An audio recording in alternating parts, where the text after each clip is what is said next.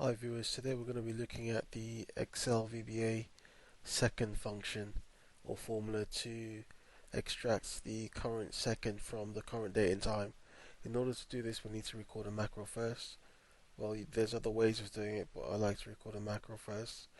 So click on record in the macro section of the view tab and then name your macro. I'm going to name mine second, or seconds even, underscore fx.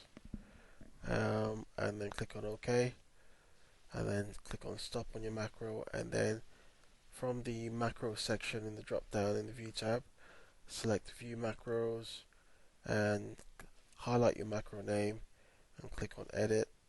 I'm going to get rid of the stuff in green with the apostrophes in front of it because those are comments. I'm going to paste in my code and get rid of the duplicate end sub, and also get rid of the duplicate sub as well.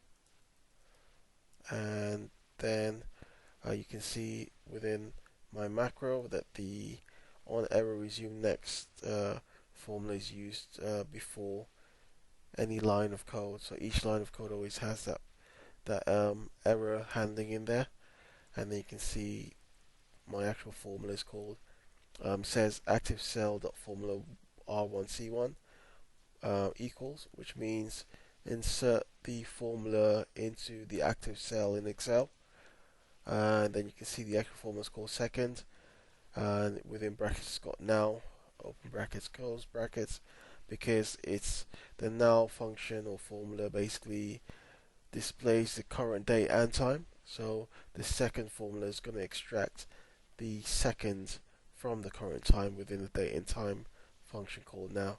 So if I click on file and close, and then within here I've got the active cell currently highlighted is cell A3, and then within the view tab in the macro section I'm going to click on the drop down list and click on view macros, and I'm going to run that seconds formula, and the current second at the time of running the formula of the current time was 36 seconds.